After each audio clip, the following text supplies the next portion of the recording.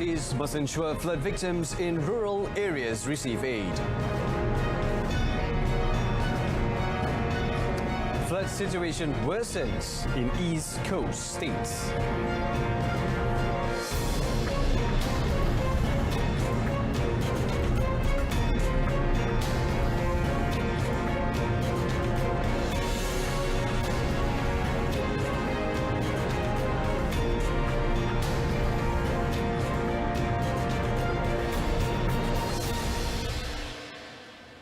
And you're watching News at 10 with me, Brandon Lepol. Yang Di-Pertuan Agong Al-Sultan Abdullah Rayatuddin Al-Mustafa Billah Shah called on the relevant authorities to play a more proactive role in providing aid to people affected by floods in rural areas. Al-Sultan Abdullah expressed his concern for the safety of those in rural areas during the natural disaster, as they might get stranded and could not receive help as quickly as possible.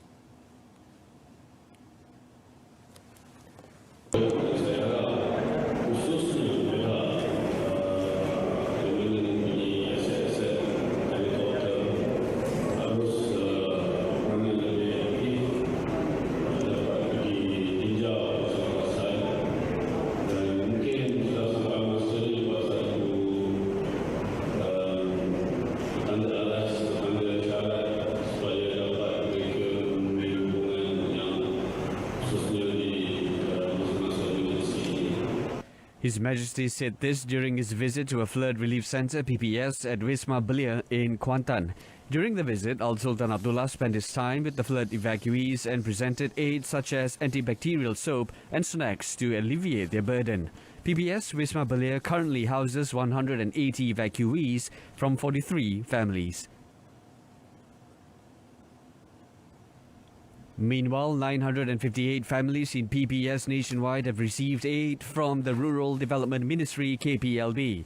The aid received were in the form of necessities such as food, essential items and flood survival kits in the severely affected regions. According to a statement by its Minister, Dr. Abdul Latif Ahmad, distribution began on the 27th of November last year until the 5th of January 2021. This involves several PPS in Kelantan, Terengganu, Pahang, Johor, Selangor and Perak. Furthermore, under the program Perumahan Rakyat Termiskin (PPRT), aid also encompasses house fixing, cleaning and restoration.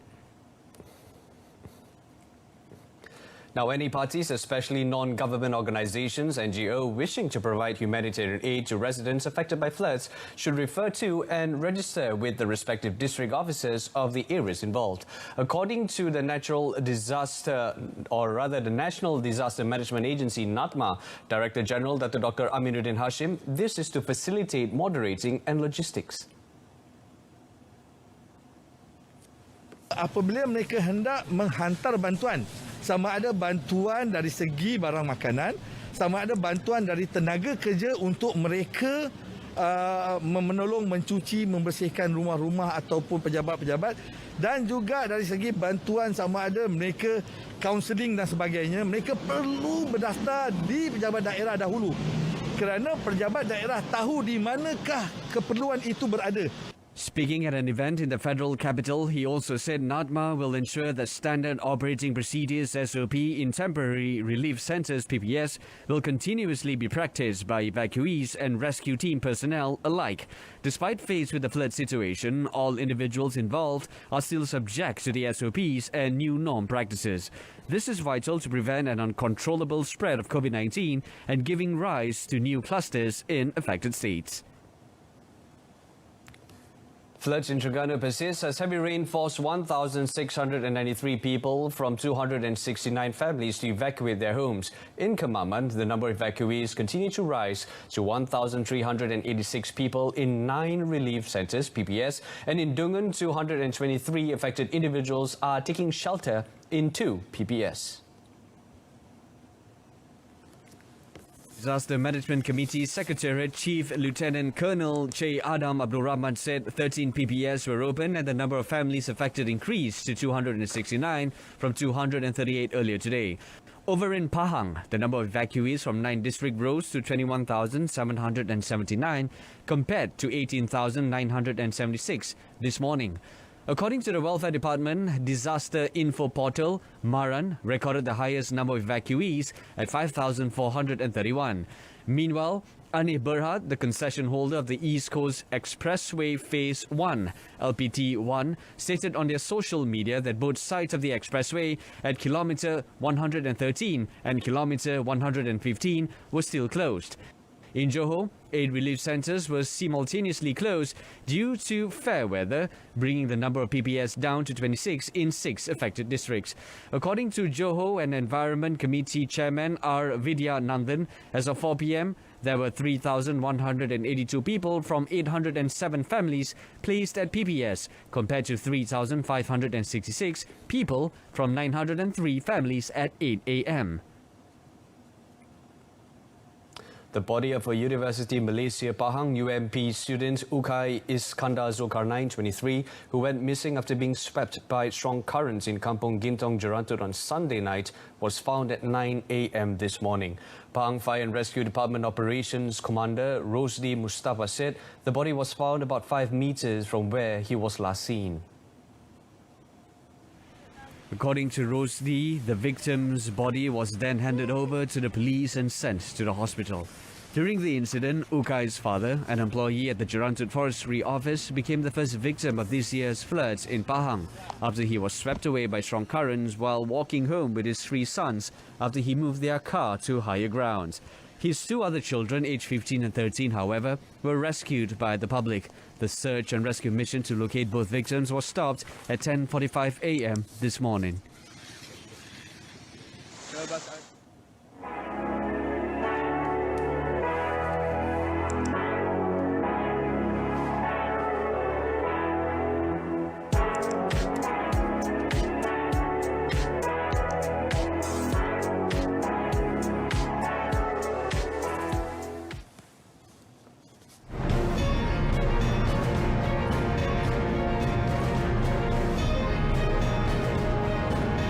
Malaysia records new daily high of 2,593 COVID-19 cases.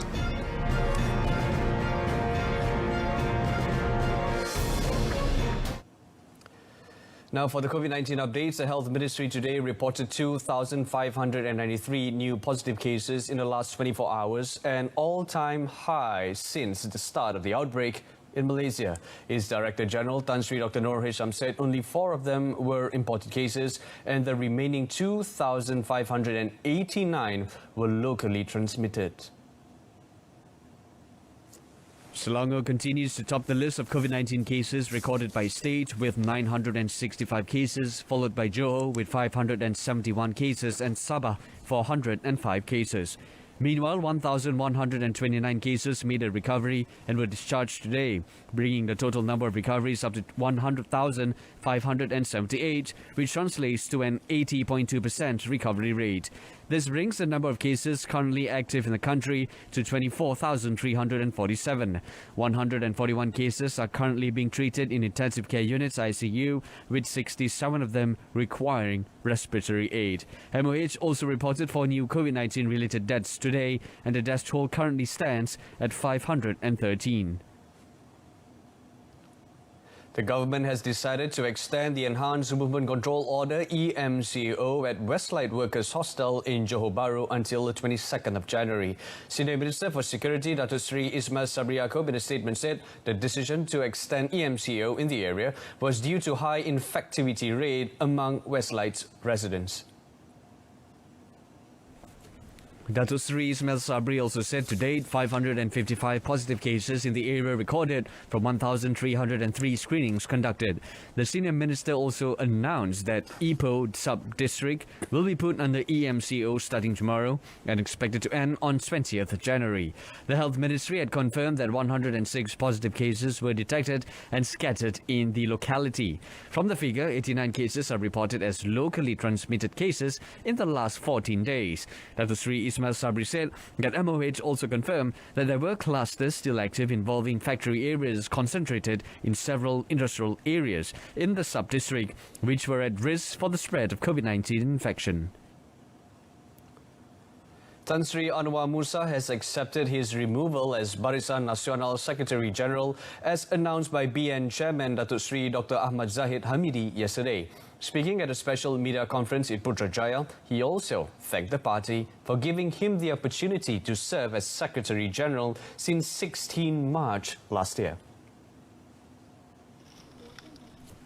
Elaborating further, the Ketere UMNO chief also stressed that the duties of BN Secretary General can only be carried out successfully if there is mutual trust among the party's leadership.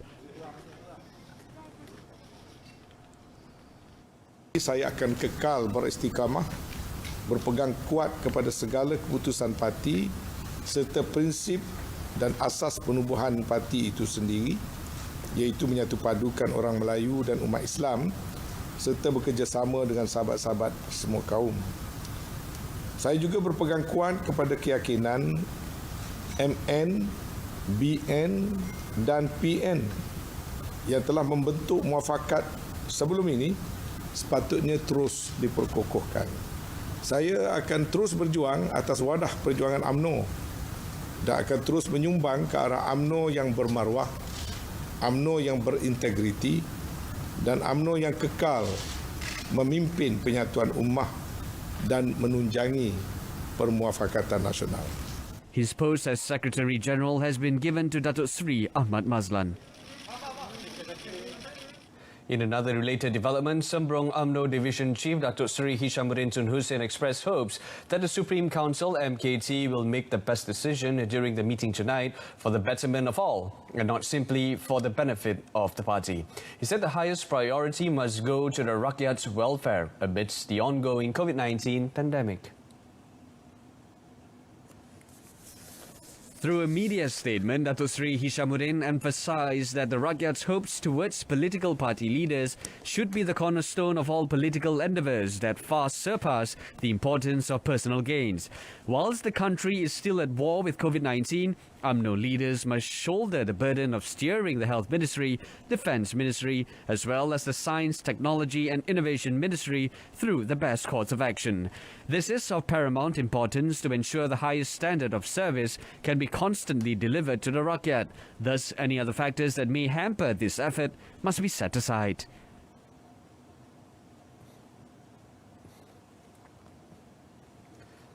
Meanwhile, Perikatan Nasional appointed 14 State Liaison Committee BPN chairmen today, including Senior Minister for Economy Datuk Sri Muhammad Azmin Ali as Selangor BPN chairman. According to a Facebook post by PN Secretary General Datuk Sri Hamzah Zainuddin, all appointments were made by Prime Minister Tan Sri Muhyiddin Yassin, who is also the PN chairman, after a meeting with the PN Supreme Council on Tuesday.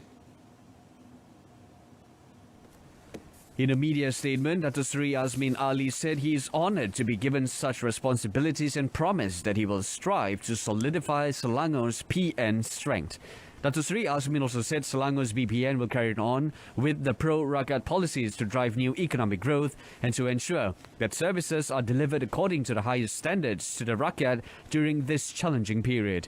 He added that the Selangor PN will continue to boost unity and solidarity between the Rakyat to ensure that they can participate in the development of the country. The senior minister also called on all of PN party leaders, component parties and grassroots activists in Selangor to quickly come together as a unified team in order to improve the country and the livelihood of the people. In other news, almost 12,000 manpower are required to fill in vacancies for the East Coast Rail Line construction project this year.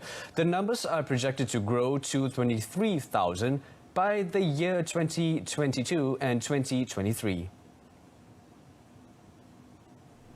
Economic analyst Dr. Aimi Zulhazmi Abdul Rashid said the project needs to be on the track as it will have a massive impact on the country's economic growth following the cancellation of the high-speed rail project HSR Kuala Lumpur, Singapore. Projek Israel ini juga dapat membantu memperkembangkan pelabuhan-pelabuhan Malaysia untuk menjadi lebih baik dan dapat bersaing dengan pelabuhan negara jiran. Contohnya, pelabuhan Tanjung Pelepas dan Pengerang di Johor akan mendapat faedah yang banyak, seterusnya merancangkan pembangunan ekonomi Johor, khususnya yang terkesan dengan pembatalan projek HSR tersebut. In a related development, Malaysia Rail Link Sdn Berhad, MRLSB and China Communications Construction Company Limited, CCCC, have agreed for the China multinational company to appoint local subcontractors and suppliers for at least 40% of the civil works of the ECRL project, worth nearly 10 billion ringgit. In a statement by MRL-SB Chairman Tan Sri Muhammad Zuki Ali said, to date, a total of 403 local, including 212 Bumiputra contractors, have passed the pre-qualification process and have already been registered in online registration system. The ECRL project is progressing smoothly and slightly ahead of schedule, with overall completion rate stood at 19.69% so far. MRL-SB targets for the overall completion rate to reach 30% the end of 2021. In the 1MDB trial of former Prime Minister Datuk Sri Najib Tun Razak, former 1MDB CEO Muhammad Hazim Abdul Rahman said today that he was aware that the company was owned by the government and was meant to be used as a front for collecting party funds for UMNO. Muhammad Hazim was responding to an inquiry by Defence Team-led Counsel Tan Sri Shafi Abdullah about the funny business that might took place in the company during the cross-examination session before High Court Judge Colin Lawrence Sequeira. According to Hazim, the information was relayed to him by Jolo. Tan Sri Shafi then refuted, saying the matter was not in accordance with company policy. Hazim claims that he was not aware about it and only knew of the company's involvement in the Tun Razak Exchange project TRX. Hazim, however, said he was not aware that the fund profits were to return for the political benefit of Datuk Sri Najib. However, when asked whether or not he has seen the money or contract granted to UMNO, he said he did not. Hazim also attributed Jolo as an individual who always presents himself as a representative to Datuk Sri Najib. Aside from Jolo, former aide to Datuk Sri Najib, Datuk Azlin Alias, and his special officers, Datuk Amhari Effendi Nazaruddin and Datuk Wan Ahmad Shehab Wan Ismail, told Hazim that Jolo had direct access to the former Premier's cash. The trial is set to resume tomorrow.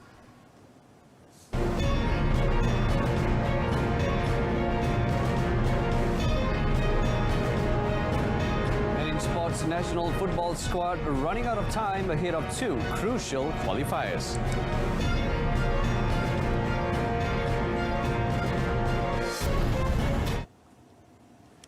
Now, the lack of international football matches throughout the 2020 season has caused concerns for the Harimau Malaya squad as two crucial 2022 World Cup 2023 Asian Cup second round qualifiers against the United Arab Emirates, UAE and Vietnam in March draw closer. Now, Football Association of Malaysia FAM Deputy President cum National Team Manager Datuk Muhammad Yusof Mahadi admitted that the national squad had limited time to prepare and pick up where they left off in their Group G qualifying campaign. Adding to his worry is the squad's performance level and on-field cohesion among players after an entire year without any centralized training camps due to the COVID-19 pandemic.